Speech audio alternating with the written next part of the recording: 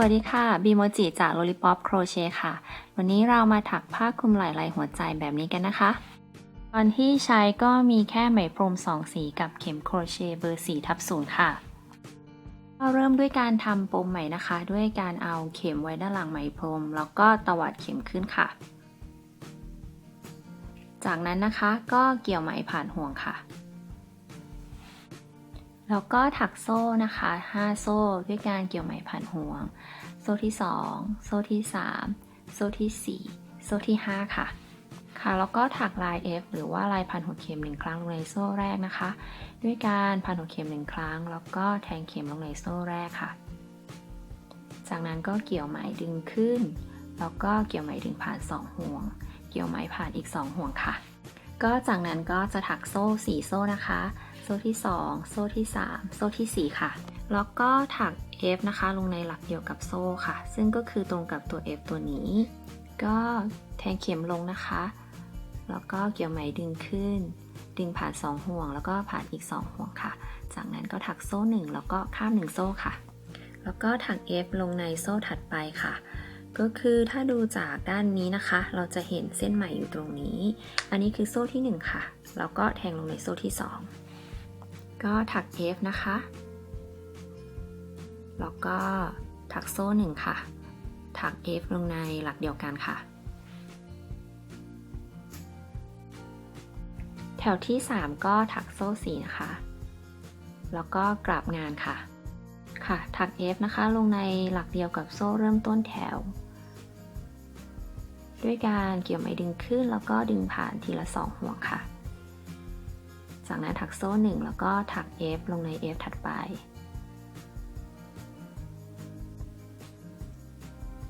โซ่1 F ลงใน F ถัดไปค่ะ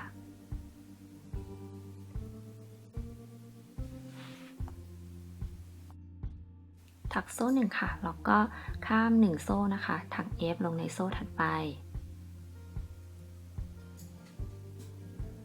แล้วก็โซ่1ถัก F ลงในหลักเดียวกันค่ะ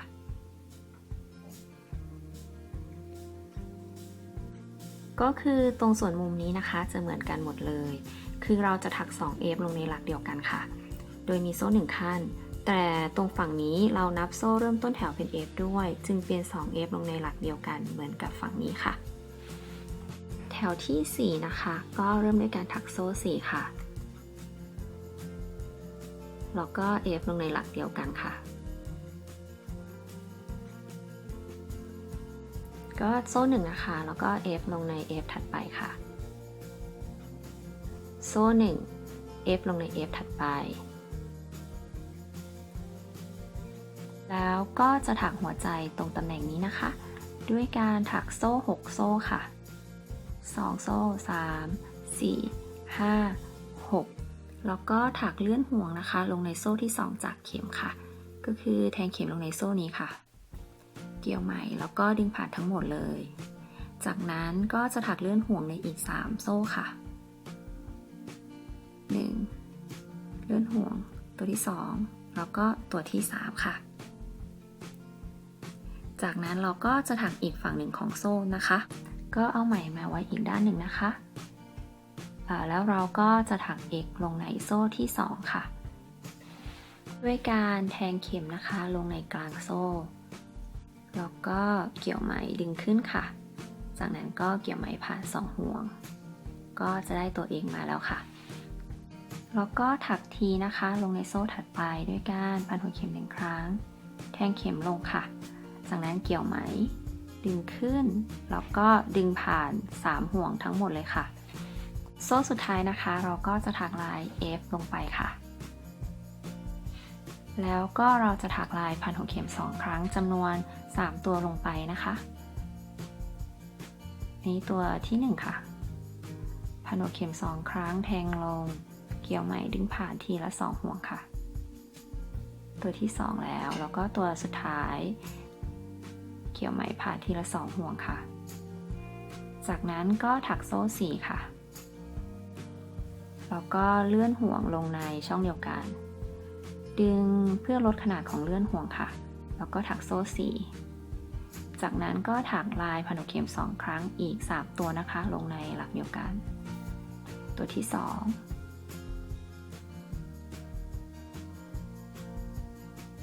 ตัวที่3ค่ะเกี่ยวไหมดึงผ่านทีละ2ห่วงค่ะพันหัวเข็ม1ครั้งนะคะหรือว่า F ลงในหลักเดียวกันค่ะค่ะช่องโซ่ถัดไปนะคะก็จะถัก T ค่ะด้วยการพันหัวเข็ม1ครั้งแล้วก็แทงเข็มลงไปเกี่ยวไหมดึงขึ้นนะคะแล้วก็เกี่ยวไหมผ่านทั้งหมดก็ช่องโซ่สุดท้ายที่ติดกันตรงนี้เราก็จะถัก X ค่ะแทงเข็มลงนะคะแล้วก็เกี่ยวไหมดึงขึ้นเกี่ยวไหมดึงผ่าน2ห่วงจากนั้นนะคะเราจะเลื่อนห่วงติดกับหลักแรกตรงนี้ค่ะก็จะเห็นเป็นรูปโซ่ตัวแรกตรงนี้นะคะ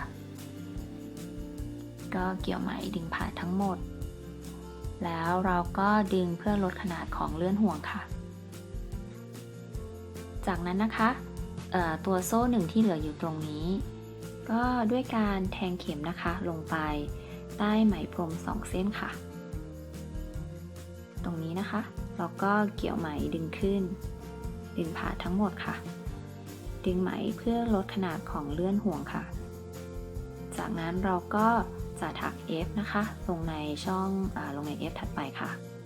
เกี่ยวไหมดึงขึ้นค่ะแล้วก็ดึงผ่าน2ห่วงดึงผ่านอีก2ห่วงเราก็ได้หัวใจดวงแรกมาแล้วค่ะจากนั้นก็ถักโซ่1แล้วก็ F ลงใน F ถัดไปค่ะโซ่1แล้วก็ข้าม1โซ่นะคะก็คือข้ามตรงที่เป็นขีดตรงนี้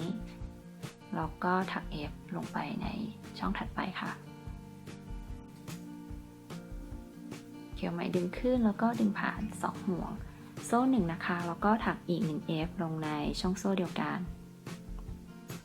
ค่ะแล้วก็แถวต่อไปนะคะเราจะใช้เป็นไหมพรมสีน้ำตาลก็ก่อนที่เราจะเกี่ยวไหมดึงผ่านตัว F ตัวนี้เพื่อจบการถัก F เราจะใช้ไหมพรมสีน้ำตาลแทนค่ะด้วยการเกี่ยวไหมนะคะดึงผ่านทั้ง2ห่วงค่ะแล้วก็ดึงปลายไหมนะคะจากนั้นเราก็จะถักโซ่4ค่ะค่ะแล้วเราก็กลับงานแล้วก็ตัดปลายไหมนะคะแล้วก็ถัก F ลงในหลักเดียวกับโซ่ค่ะถัก F ลงในหลักตรงนี้ค่ะเกี่ยวไหมดึงขึ้นแล้วก็ดึงผ่านทีละ2ห่วงจากนั้นก็ถักโซ่1ค่ะแล้วก็ F ลงใน F ถัดไปค่ะโซ่1แล้วก็ F ลงใน F ถัดไปก็เราจะทำซ้ำแบบนี้ไปตลอดทั้งแถวเลยค่ะ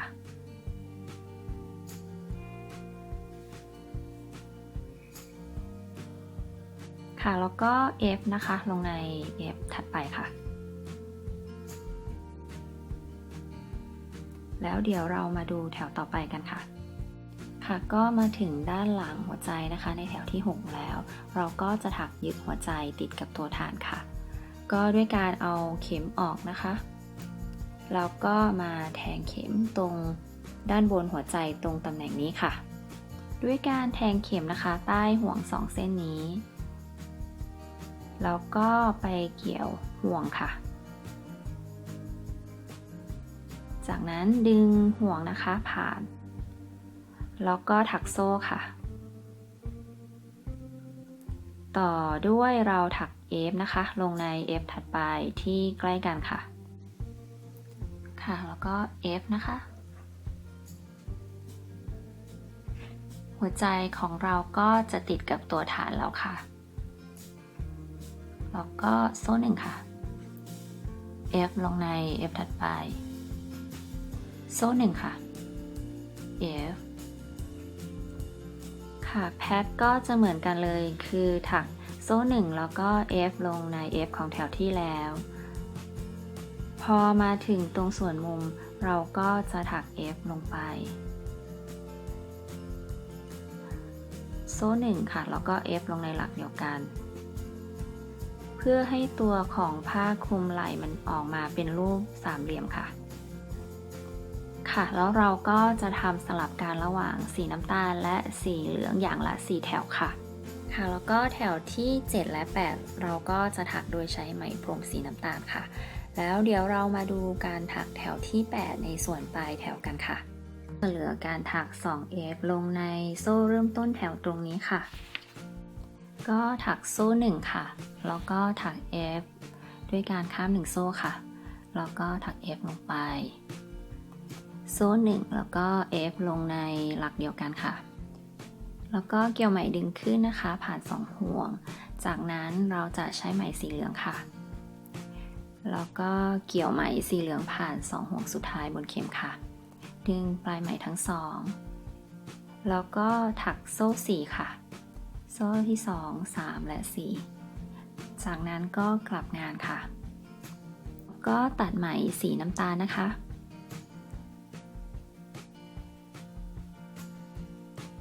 จากนั้นก็จะถัก F นะคะลงในหลักแรกเลยค่ะแล้วก็แถวที่ 9 นี้นะคะถึงแถวที่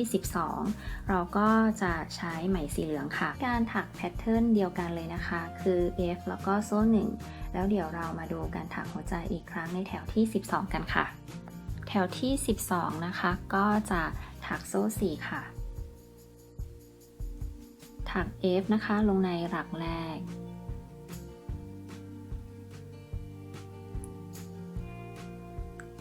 โซ่1ค่ะแล้วก็ถัก F ลงใน F ถัดไปโซ่1 F ลงใน F ถัดไปจากนั้นเราก็จะถักหัวใจค่ะด้วยการถักโซ่6ค่ะโซ่ที่2 3 4 5แล้ว6ค่ะแล้วก็ถักเลื่อนห่วงนะคะลงในโซ่ที่2จากเข็ม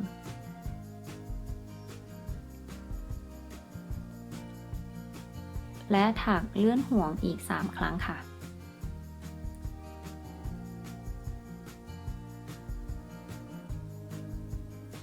รวมแล้วก็จะถักเลื่อนห่วงทั้งหมด4ตัวค่ะก็จะเหลืออีก1โซ่ตรงนี้นะคะที่ยังไม่ได้ถักจากนั้นก็เอาไหมไปไว้ด้านหลังค่ะแล้วก็เราก็จะถัก X นะคะลงในโซ่ที่2ค่ะเกี่ยวไหมดึงขึ้นแล้วก็ดึงผ่าน2ห่วงจากนั้นถัก T ลงในโซ่ถัดไปค่ะเกี่ยวไหมดึงขึ้นแล้วก็ดึงผ่านทั้งหมดโซ่สุดท้ายเราก็จะถัก F ค่ะ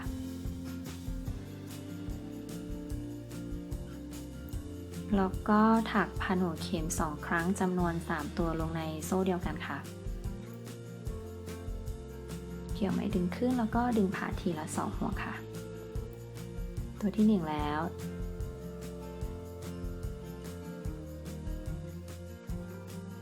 ตัวที่2ค่ะ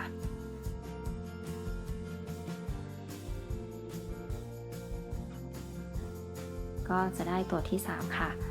จากนั้นถักโซ่4ค่ะแล้วก็ถักเลื่อนห่วงลงในหลักเดียวกันดึงไหมเพื่อลดขนาดของเลื่อนห่วงค่ะจากนั้นถักโซ่4แล้วก็ถักลายพันหัวเข็ม2ครั้งจำนวน3ตัวลงในหลักเดียวกันค่ะตัวที่1พันหัวเข็ม2ครั้งตัวที่2ค่ะแล้วก็ตัวที่3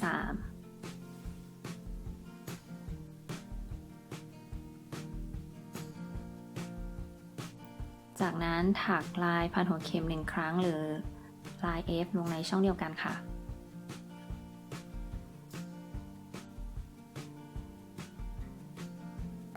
หลักถัดไปนะคะที่ติดกันอยู่ตรงนี้เราก็จะถักลาย T ค่ะพันหัวเข็ม1ครั้งแล้วก็แทงลงเกี่ยวไหมดึงขึ้นก็ดึงผ่านทั้ง3ห่วงค่ะแล้วก็ในหลักสุดท้ายเราก็จะถัก X ค่ะเกี่ยวไหมดึงขึ้นนะคะแล้วก็ดึงผ่าน2ห่วงจากนั้นเราก็จะถักเลื่อนห่วงติดกับโซ่แรกตรงนี้ค่ะดึงเพื่อลดขนาดของเลื่อนห่วงค่ะจากนั้นที่โซ่1ที่เหลืออยู่ตรงนี้เราก็จะถักเลื่อนห่วงลงไปค่ะ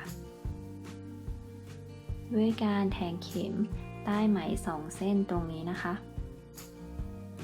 แล้วก็เกี่ยวไหมผ่านทั้งหมด ดึงเพื่อลดขนาดของเลื่อนห่วงค่ะแล้วเราก็จะถัก F ลงใน F ถัดไปค่ะ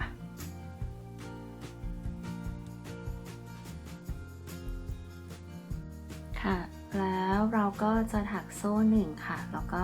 F จำนวนทั้งหมด15ชุดค่ะชุดที่1ชุดที่2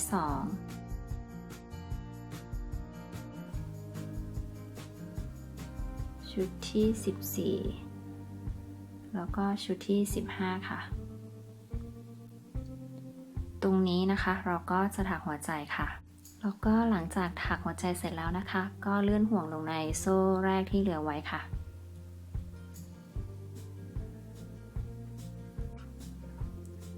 จากนั้นก็ดึงเพื่อลดขนาดของเลื่อนห่วง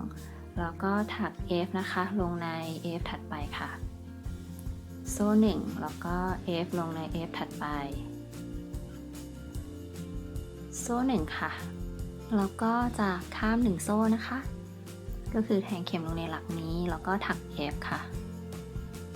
โซ่1แล้วก็ F ลงในหลักเดียวกันจากนั้นเราจะเกี่ยวไหมสีน้ำตาลค่ะเพื่อที่แถวต่อไปเราจะใช้ไหมพรมสีน้ำตาลเกี่ยวไหมสีน้ำตาลผ่าน2ห่วงค่ะเพื่อจบการถัก F ดึงไปไหมค่ะจากนั้นก็จะถักโซ่4ค่ะแล้วก็ตัดปลายไหมสีเหลืองนะคะกลับงาน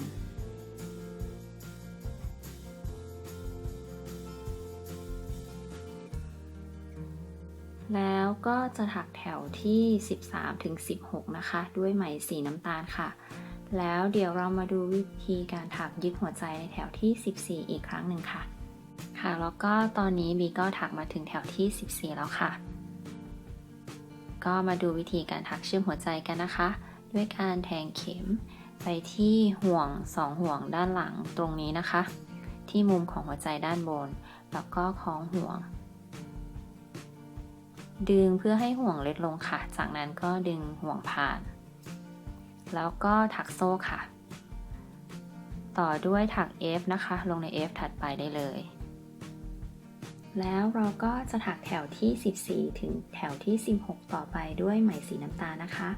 จากนั้นเราก็จะถักสลับระหว่างสีเหลืองแล้วก็สีน้ำตาลจนได้ความสูงของผ้าคลุมไหล่ตามที่ต้องการค่ะแล้วบีก็ถักผ้าคลุมไหล่นะคะจนได้ความสูงประมาณ65เซนแล้วค่ะตำแหน่งที่เราถักหัวใจนะคะจะอยู่ที่แถวสุดท้ายของสีเหลืองค่ะโดยที่เราจะเริ่มถักด้วย 4F ค่ะโดยจะนับโซ่เริ่มต้นแถวเป็น F ด้วยแล้วก็จบก็ด้วย 4F ค่ะส่วนระยะห่างระหว่างหัวใจนะคะก็จะขั้นด้วย 16F ค่ะก็ดูตรงนี้นะคะก็จะเป็นเหมือนกันในทุกแถวเลยคือจะเริ่มด้วย 4F ค่ะก็ระยะห่างระหว่างหัวใจตรงนี้ก็ห่าง 16F ค่ะตรงนี้ก็อีก 16F แล้วก็ถักหัวใจถัดไปค่ะส่วนตรงปลายแถวก็จะเหมือนกันคือถัก 4F ค่ะแล้วก็ส่วนด้านบนนะคะบีจะใช้เป็นไหมพรมสีน้ำตาลสีเดียวโดยสีเหลืองที่บีใช้จะใช้อยู่7ช่วงค่ะ